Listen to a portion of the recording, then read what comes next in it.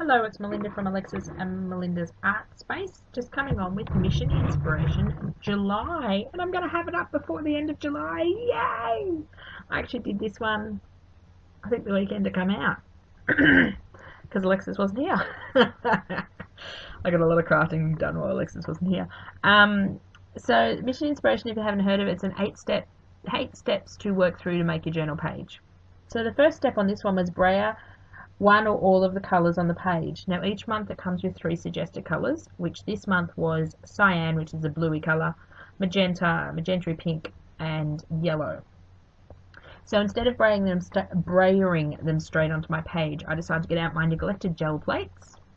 If you don't know what a gel plate is, it's a flexible gelatin glycerin plate thing. You can hand make them or buy them, and it's basically a surface you can put paint on, and then you can put texture onto the paint and then make it print. So as you can see, I'm brayering the paint onto the gel plate and layering it onto my page. I am using them as a stamp, and I was using an acrylic block, but because my art journal is all lumpy bumpy, it's better to take them off the block, and they're sort of sturdy enough, that's the word I'm looking for, sturdy enough to just use, and then they're flexible as well. So the paints I'm using, I believe that blue one could be Delusions because I'm getting it out of the little tub. I think the magenta one is actually a heavy body one I got from Spotlight. I don't have it in front of me, so I don't know what it was. I've chucked it back in my paint box. And then I believe the yellow one is a Delusions as well. So I tried to match the paint colours to the suggested colours on the yellow one is Delusions. On the thing, give it a minute, on that Mission Inspiration sort of rules. Not really rules, they're very vague, but so that collection of journaling or junk mail that I was putting the yellow paint on is just my wipe off book. Basically, if I've got extra paint or I need a paint palette, I use that book and then just put my extra paint in there, and it will become a journal eventually. And it's just a collection of all sorts of junk mail that come into my letterbox, letters, pamphlets, and things like that. All different paper types, all different sizes. There's a video, if I remember to link it, I'll link it below of me making it. And I'll be using that as an art journal, and I've nearly filled up all the pages just with random paint. So just drying off that. The gel plate puts a very thin layer on, so it dries really, really quickly. So that's my extent of cleaning my brayer and my palette knife, just making sure I've wiped all the paint off it into my book, and then giving that a quick dry so it doesn't accidentally fold and stick the papers together. Been there, done that. So I love applying the paint with the gel plates, and I must do it more straight into my journals. But the gel plates usually sit in their own box and they're away tucked under a table, and I'm a bit lazy to get them out. So just drying that off still. Not really sure where this layout is going. Just started to play. I just was in the mood to play this day. So next step 2, was collage napkin fragments. So I wanted to fill up some of the blue circles with napkin fragments, but I didn't want them to be fully circles, so I'm doing the paint the water on the napkin technique and tearing, and it sort of works. I sort of get a sort of a circular shape. Works just as well. I could have cut them with scissors and used the gel plates as a mask and used them that way, but I decided to do the wet. I'm sorry, I'm yawning. Seriously, I don't yawn until I do a voiceover. I think it's sitting in front of my computer decides to tire me out more. So using some Liquitex matte medium to apply them on, it's my favourite glue adhesive for art journaling.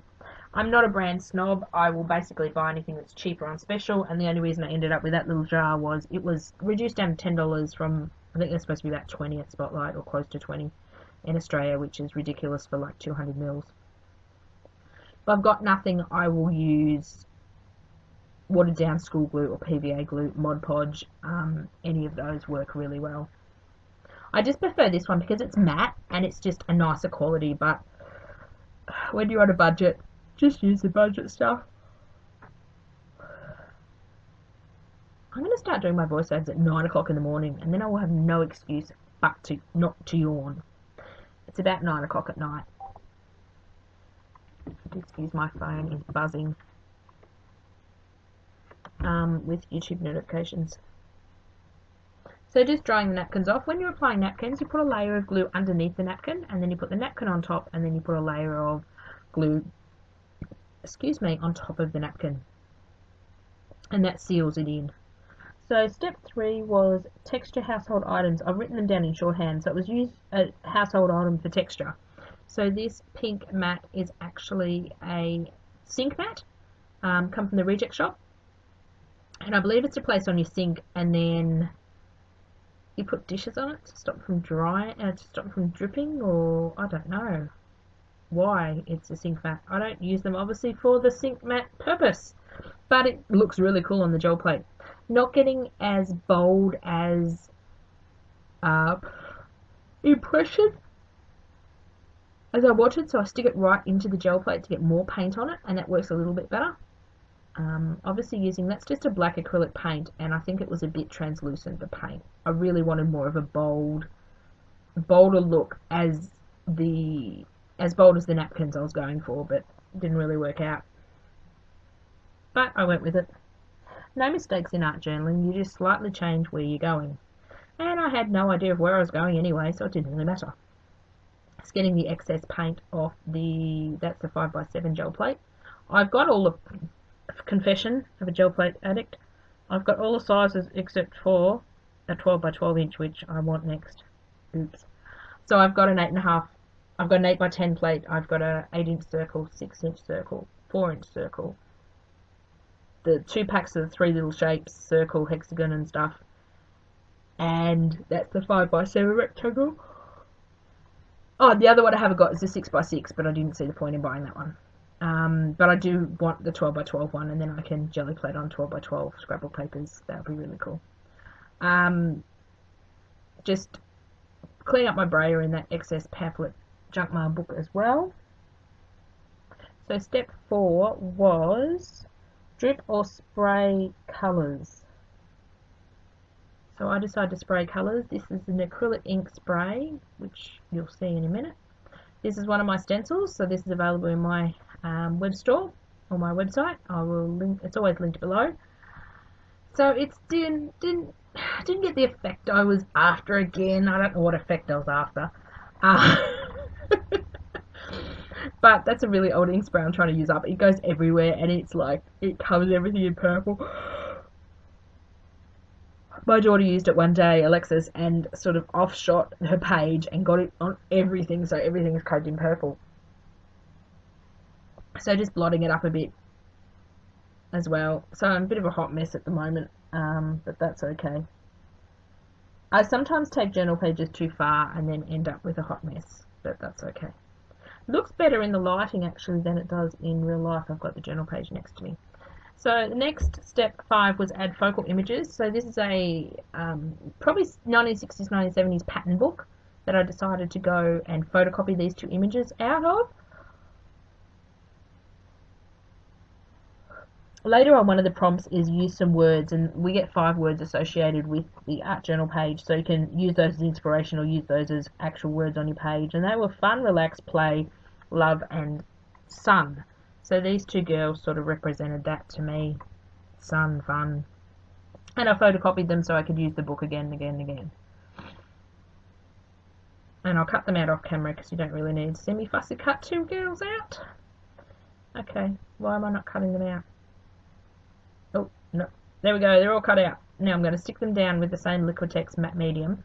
Because I printed them on with an inkjet printer, I've just got to be fairly careful and fairly quick when I'm going over the top of the image, because the Liquitex matte medium will react with the ink, and it does on this left hand side one a little, which is a bit of a pain, but it worked really well. It's a bit hard to stick just with a normal glue stick over the top of napkins and ink and paint, but I found if you leave the printouts, the longer you leave them, the better they are, but you can also use them straight away and just be a bit careful when you're going over the top of them. So that's what I did there. So that was focal image. So splatters, eyedropper or pipette. So there I showed you a pipette, but I didn't end up using it. I ended up just taking the dropper out of the purple ink spray and just flicking it with my finger.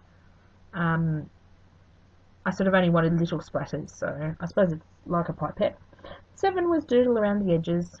Whoops, so that purple ink I'm trying to use up because it's a pain. It takes a long time to dry if it's a big blob, and it's one of my favourite colours, purple, but it's just a product I don't like using, so I'm trying to use it up and then I can buy something better. So that needed a good old dry. And then doodle around the edges was one of the prompts, so just a loose doodly edgy border.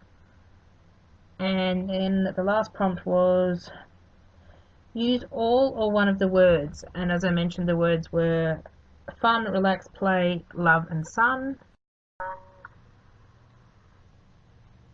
I'm just adding the last of the step, which was to add the words, all or some of the words. So these letter stickers are from Big W, and I just showed you the packaging. They're quite old, they're probably 3 or 4 years old. A lot of the stuff I'm using is quite old. I do apologise if you see something and it's not available anymore. I doubt that these are available because I picked them up on clearance. They're like $2 a pack or something. But they're really nice stickers, so just adding those. And I add a bit of the matte medium under and on top of the stickers just to make them stick down. So thank you very much for watching. I've got some still photos and some close-ups coming up at the end, so you can see a bit more detail. It's really hard to get a good camera shot and a good close-up of me working in the book, or me working on this scale. So thank you for watching. Welcome to all my new subbies, and I will catch you again. If you like these types of videos, you can subscribe to our channel, which would be greatly appreciated. Alexis and I love to see our subbie numbers go up. You can also support our channel there's ads that run at the start of the channel. If you watch the ads till the end and don't press skip, we get a couple of cents. It's not really that much, but it is adding up over time. So just drying that off as well. It's another way you can support our channel, and every few cents adds up. So here are a couple of the stills, and I'll leave you there. Bye for now.